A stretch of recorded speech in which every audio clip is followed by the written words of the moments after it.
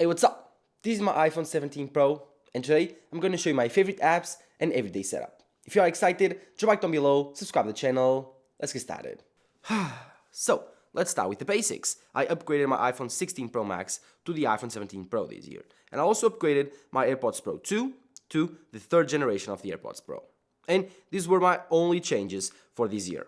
I've upgraded the iPhone and the AirPods, not the Apple Watch, nothing more, just these two. Why? Because I thought that both of these were worthy of the upgrade for me. I love using the cameras, and the iPhone 17 Pro has an even better camera system than the iPhone 16 Pro Max. Then, another thing that compelled me a lot to upgrade was the fact that the iPhone 17 Pro, now the smaller iPhone, has much better battery life than the older iPhone 16 Pro. And as you know, I broke my hand like 2 months ago. And so I got tired of using the gigantic Pro Max iPhones. So I decided to buy the smaller iPhone this year. This was more like a side grade than an upgrade, because on top of all of that, the upgrade is very small. Even though it changes some things up, even though it comes from titanium to aluminum, so it's actually a downgrade. And even though this is not that much faster that justifies the upgrade, the cameras are a tiny bit better, but especially the smaller size were the things that compelled me to buy the most. No, I wouldn't buy the iPhone 16 Pro. Why would I downgrade my iPhone? But because I've gotten a great value out of my iPhone 16 Pro Max resale, I was able to upgrade for not that much. And in this case, I bought the smaller iPhone, the thing that I wanted the most for my next iPhone. Not the better cameras, obviously that was a great thing, not because of the new aluminum design, not because of the new colors, no. Especially for the size. And that was one of the biggest, not the biggest thing that made me change the iPhone 16 Pro Max for the iPhone 17 Pro. The rest, pretty much the same. Display, USB-C port, speed, battery life is much more improved on the 17 Pro over the 16 Pro. I haven't noticed a big of a difference because I came from the iPhone 16 Pro Max. And this was a quick review of the iPhone 17 Pro. As for the AirPods Pro 3, why did I upgrade? Well, starting off with the new sensor for the heart rate monitor. It's great, amazing, works as intended. It's another big feature for the AirPods Pro. Then, the other thing was, I lost my second generation AirPods Pro 2. I actually lost the case. I still have the AirPods, but I lost the case. So, well, what about now? What can I do? Well, I decided to buy another pair. Because here's the thing, if I were to buy these ones, I would have to buy a new case. And that cost me around 130 euros in my country. Actually very expensive. Then, if I opted out a third-party case from Amazon, it doesn't work as intended. So I decided, okay, let's pull the trigger, review the new pair of AirPods Pro 3, and I actually was very surprised. The ANC is much better, the battery life is much better, the transparency mode is much better, and the new heart rate monitor is actually a very cool thing to have. So, are these worth it? If you don't have a pair of AirPods Pro right now, totally worth it. The best pair of earbuds in the market. If you do have the AirPods Pro's first generation, still a worthy upgrade. If you have the second generation of the AirPods Pro, then it's shaky. As for my watches, I still keep using a mixture between mechanical watches and the Apple Watch. Whenever I work out, sleep, I use the Apple Watch. I love it for those. It's awesome to track my sleep. I use it every single night. It's awesome to work out. Whenever I have these dressy clothes or I want to look nice, I opt out for a mechanical watch. And my collection has actually grown from the last video that you saw. I've bought 2 new watches. I've bought the Seiko GMT 5 Japanese exclusive version. It's a white dial. Beautiful with the orange pointer, which is actually different. This is an homage for the Rolex Daytona, and it's actually pretty cool. Then another watch that I bought was this Tissot. This is another Tissot mechanical watch, but this time this is a lock. This is a different watch. The Tissot lock is a beautiful watch with a beautiful design, very elegant, and it's stainless steel with gold, rose gold in my opinion. This is awesome, PowerMatic 80 movement now with the titanium blades instead of the plastic blades, so lasts much longer. This new movement has been upgraded and has still 8 hours of battery, which is actually pretty cool because it lasts you around 80 hours without needing to move the watch. Then you also have the back, which is also, I think, in my opinion, one of the most beautiful backs of a watch that you can have. It has Tissot, it has the year of production, 1853, whenever it was founded. It has all of these engravings on the back that even very expensive watches don't have. For the price, which was around 800 euros, this is one of the most beautiful watch that I've ever seen. And I bought it. I think it was a pretty good addition to my collection, and I love it. I wear it almost every single day. This is my favorite watch, favorite mechanical watch. Topping out some very expensive watches that I've seen, Longines, even some Omegas. I think the lock is awesome for the price. So this was my everyday setup. I still use my M1 Max MacBook Pro. I still use my M4 iPad Pro as my both computers for working. But now I want to show you my everyday apps on the iPhone 17 Pro. So starting off on my main home screen, I do have pretty much the same thing as you saw last year. The only difference is now I have the sleep and the heart rate, which is my health. These widgets are not the most important thing in my home screen. The sleep score, this night I actually forgot to charge my Apple Watch, so did not track my sleep. If I click here, I'll have all the nights that I tracked. So cutting off with the weeks, as you saw, these days here, 7 hours and 46, 7 hours and 48, 7 hours and 27, and 6 hours and 6 minutes. This was the last time that I tracked my sleep, which was on a Saturday. Then Sunday, I take it a rest, and then I forgot to actually do it this time. But again, I will charge it tonight. I will try it again this night, which will be important. Then I have the heart rate analyzer. This is also very important because this gives me insights on my heart rate. The thing is, this is a paid app. You need to have more tracking days. You can have this on your Apple Health. Easy. Just come to your Apple Health right here, which is on my Health tab on the other part. And here you can go into heart. You'll have all the measurements for your heart that your Apple Watch takes. That's why I wear an Apple Watch whenever I work out and whenever I sleep, because I want to have this all heart rate information, and obviously it will give you several tips for resting. It will give you very important data for you to understand if you can work out or if you should rest. Obviously mechanical watches are great, beautiful, but they don't give you this information. That's why I still keep my Apple Watch in the rotation in my setup. Then, obviously, very important, here, I also have the weather widget. This is probably the most important part of my iPhone. Whenever I wake up every single day, I look at the weather and I decide what to wear. This time will be sunny, 17 degrees outside. So, a linen shirt, that's okay. I can go like this. But if it's raining a lot, because it was a storm last week, you saw my daily vlog, in that case, I will have to use another cloth. That's why this is actually one of the most important widgets, probably the most important part of my iPhone whenever I wake up. Then I have Photos app, again, memories, bring up photos, everything revolves around the camera, so everything needs to revolve around the Photos app. And this time, the new upgrade for the Photos app was actually great. And I thought that with the new collections, the new library, everything made this iPhone much more intuitive. Before the iOS 18 upgrade, well, it completely destroyed the Photos app. I don't know what Apple was thinking. This time is much better. As you can see here, pizza. Now we have so many cool features. I can click here. It will tell me it's look up food. And with Apple Intelligence, it will tell me it's a pizza, pepperoni pizza probably. It is not. It's a Romanian pizza. Romanian pizza. It's mushrooms and peppers. That's it. But it will tell you whenever it was taken, all the informations, Apple, iPhone 17 Pro, main camera, all the informations that it had at the time. You can add a caption, and you can also do something very cool. Click here, 3D photos, spatial science. It will isolate the subject, and you can actually rotate it around. It's better with people than with this. So if I click here, wait a second, there you go. Pretty cool. Gives you like a 3D effect on the photo. I actually think it's a very cool thing that Apple added on the iPhone 17 Pro, and try it out on your Photos app. Then I have the Message app. Don't look at me. 200 messages. I know, but forgive me. Then I have the Notes app, Entertainment app, Social media, Calendar, Camera, and Finance. 2 very important folders here. Entertainment. These only use to watch football matches on the Zone. Netflix, HBO Max, Prime Video, and Disney Plus are very rare. I don't use them at all on my iPhone, but they are here, organized. Then I have the Music, Apple Music app. This is probably one of the most used apps on my iPhone. To make sure, come here, Settings app, Battery, and then I need to see what's the most used app.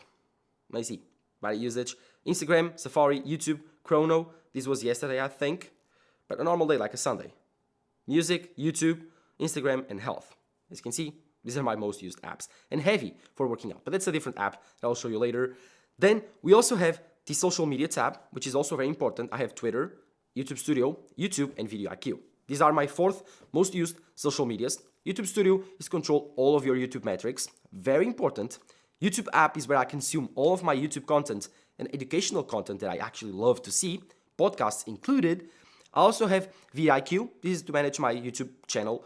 And you probably know this app if you are a YouTuber. If you are not, I will show you some things around. You can optimize your videos with SEO and titles, thumbnails, and obviously tags.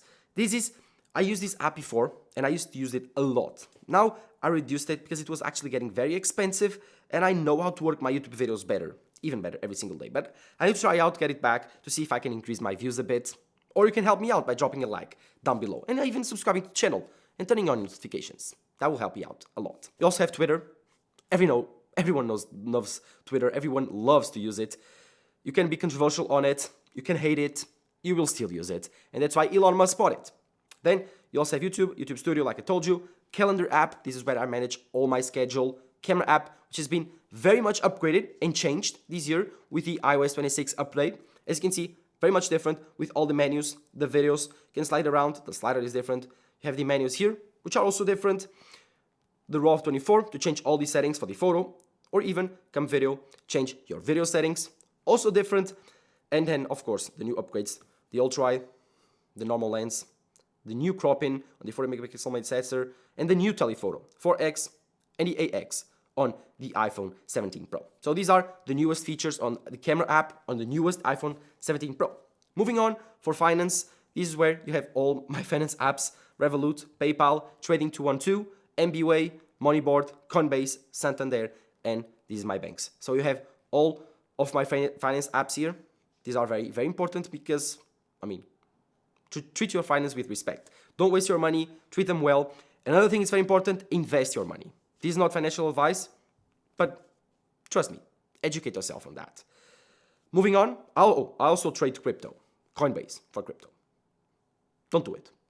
Then, moving on, I have my car widget. It's a GLC 400e, a Mercedes. This is awesome because I can track all my information, the kilometers. It's a plug-in hybrid, by the way, so I can have my gas kilometers and my electric range. Can open up the car. This is the new interactive widgets from the iPhone. So I click here, for example, and I can up or close the windows. It will open up the app directly on the close and open the windows. So these interactive widgets are pretty cool. I can start the AC from here, and I can open up the ceiling from here. Mercedes-Benz app if I need to change anything else, but I don't think it makes any sense because I have the widget right there, so I can actually remove it from my home screen. That's easy. Then you have the smart home tab. Here is where I store all of my smart home things, but as you can see, 2 or 3 are not downloaded. My toothbrush has been completely broken. It's gone now. The battery went to hell. I don't know what happened. It does not charge anymore, so I don't need this. I can remove it. Well, it doesn't even let me remove it, so it's a plague on my life. But the home app, this should be downloaded. It's for my washing machine. Yeah, I have a smart washing machine. It's actually pretty cool because you can start it from wherever you want. Just need to have the plates inside. It's still not a Tesla bot where it will put the plates inside for you, or find a wife. It's probably easier to do that. Then you have a iRobot. This is awesome to control my robot. This is the robot that actually vacuums my house. This is the old app because I still have the old model, but as you can see, it's called Spot. Original name, right? But the home app is where I should control my Apple TV, my HomePod, and my TV, the LG G3. I think this is the G3 or the C3, one of those. I actually don't remember. I have the review on my channel. If you want to see it, go check it out. Also, moving on, I have my health tab. This is where I control my water. Don't use it anymore, so it doesn't need to be here. I need to install it and remove it. It's an hassle. Strava is for running and my biking. MyFitnessPal for tracking the calories, macros, whatever. I don't use it a lot. That's kind of excessive and obsessive, I find it. And obviously, one of my favorite apps that Apple has, the health app. I have all my information from my heart, something I take very seriously, my heart health. Then I also have my activity levels, the things that I actually need to have.